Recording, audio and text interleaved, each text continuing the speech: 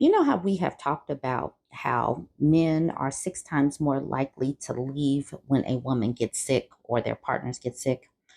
After getting this story time email, I honestly think that maybe it's best if the man leaves because if you are left with this situation, which I haven't been able to title just yet, I think that this situation is way worse. So this is the story time I just received yesterday.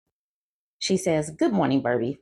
Thank you for your email. I wasn't sure how to send this to you because I understand you get a lot of comments on your videos, so I didn't want to risk you overseeing mine. Currently, I am a PCA, personal care aide, very similar to a home health aide, but with a few restrictions. We already know how chaotic the medical field can be, but when it comes to PCAs and HHAs, home health aides, we get to see a new level of madness since we work in the intimacy of our patients' homes. I've been working with this particular agency for 8 months now and have personally witnessed some dysfunctional family dynamics in various forms, pests that wanted to rest, man children still trying to mooch off their elderly mothers, etc. Yesterday, I took a 10 to 7 shift to help make some ends meet since I'm waiting to be placed on another permanent case. I was there for that day only, and what a day it turned out to be. Before I even got to my patient's house, my field supervisor called me the day before to give me a rundown on her personal care plan, lotion her dry skin frequently throughout the day, do pericare on her carefully since she has a Foley catheter, and give her a bed bath. These details will be important for later. She also told me my patient has an issue with anxiety and speaks very softly, so it might be difficult to understand her whenever she talks. I was told her husband normally took care of her throughout the week, and if he comes home early, I can clock out early. Once again, I'm sharing this information because it will help paint a more descriptive picture for later. She says, I arrived at her home a half an hour earlier than expected. Her husband greeted me courteously at the door in a robe and got dressed before showing me around the house, so I knew where certain things were in order to do my job for the day. When I asked him how often he normally lotions her skin throughout the day, he brushed off the question and said lotioning her skin wouldn't be necessary. Red flag number one. I was told by my supervisor to lotion her skin periodically through the day, as stated before. When I questioned him about whether or not she took a bed bath already or if it's something that's usually done during the evening, he told me he already gave her a bath the night before, so it wouldn't be necessary. That didn't strike me as odd since certain senior citizens can't take baths as frequently as others due to different skin textures. But red flag number two came waving when I asked about her pericare. And he responded with, that's already taken care of. All you have to do is sit, talk with her, watch some TV, and make sure she's okay until I get home from work. So that's red flag number two. He brushed her teeth, fixed her some breakfast for me to feed her, kissed her multiple times, and told her to behave before heading out the door. The first hour I was there, I noticed her arms didn't bend and her hands seemed to be clenched tightly shut. Despite her husband's seemingly sunny, loving nature, she had a frown on her face and didn't seem very talkative. She frequently asked me to change the channels on the TV mounted above her bed, which I chalked up to boredom, her working through her anxiety, or maybe she didn't have access to all of the channels because her husband only paid for some. We had a lovely day together until her husband came home from work. That's when all hell broke loose before my eyes. He ended up returning a little after 5, a couple of hours before I was supposed to clock out, and his sunny, affectionate side seemed to have been thrown out of the window. I thought he would tell me I could go home since my supervisor said I could leave early if he came home early, but that wasn't the case. What ended up happening instead is he changed into some clothes without taking a shower first, hung out in the living room, only came into their bedroom for 2 occasions to show her the early birthday card her relatives sent to her through the mail, and around 6 p.m. to get her ready for their daughters stopping by for a visit. It was during the time of helping him get her ready for their daughter's visit that I saw the darker, realer version of himself. He was rough with her when it came to putting on her clothes, with a catheter strapped to her leg, mind you. And when he turned her on her side, my stomach flip-flopped when I saw the state of her thighs.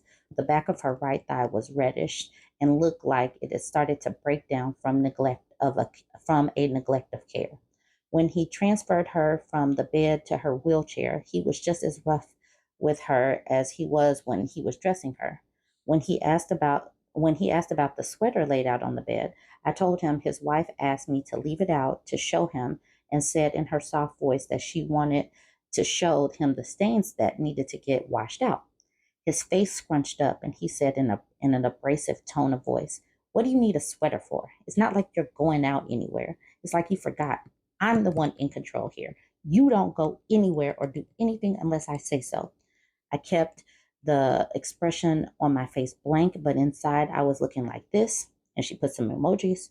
"Sir, it's still the winter time, and we've recently been experiencing bitter weather where we live. The heater wasn't on. I was wearing a long sleeve shirt under my uniform and a thin cardigan, yet I even still felt cold. So I can just imagine how his wife felt in just her long sleeve shirt, no bra, and a thin blanket covering her all day.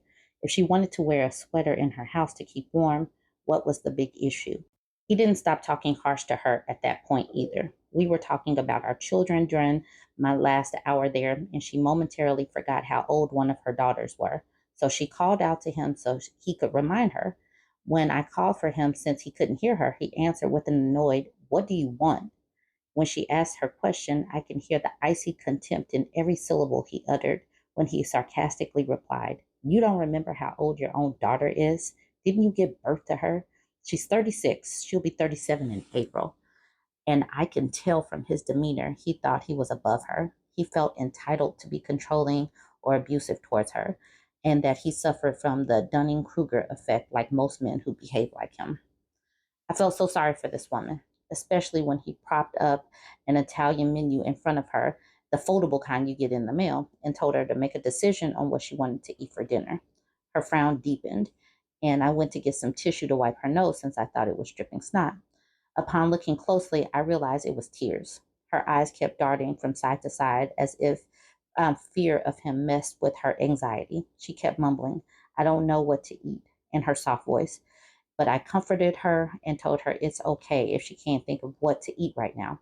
I reminded her that her daughters were stopping by and they could help her figure it out. I couldn't tell her what I really wanted to, which is at least with her daughters around, her husband wouldn't be mean to her anymore. Looking back on it, I'm not so sure about it. They didn't hug her warmly when they came in and sat with their father in the living room instead of in the kitchen with me and her. That could just be because I'm a stranger to them. When my Lyft driver came to collect me, I said goodbye to them all, gave her a big hug, along with telling her to take care of herself. It was the only time I ever saw the poor woman smile all day. I made sure to call my field supervisor on the ride home and report everything I witnessed to her. Now I have to wait for one of the superiors to call me sometime soon to give them an overview since I reported physical verbal abuse. I swear to goodness, this is one of the most terrible story times I've received because just think about this. This woman is in a virtual prison. She's a prisoner of her own home and body because she can't get away. And if her daughters aren't her allies and the person that she's connected to for the rest of her life treats her like this, what kind of life is this? This goes to show that attaching yourself to somebody forever may could end up like this. And so, as more and more women opt out, it is perfectly fine. I just want everybody that's watching this to understand the importance of setting yourself up with a game plan, long term care insurance, setting yourself up with a reputable nursing home. Because can you imagine being stuck with somebody like this? How harsh it is, what your brain goes through as you're sitting there and you can't do things on your own and you're just waiting on somebody to put some care into your legs because they have bed sores or something like that. As I was reading this, my heart dropped for this woman. It broke for this woman. We deserve better than this, especially with all of the care that we give to people as we, raise our own families. People deserve better than this. Okay, you guys go ahead, chime in. Let me know what you think about this. And don't forget to like, comment, and share.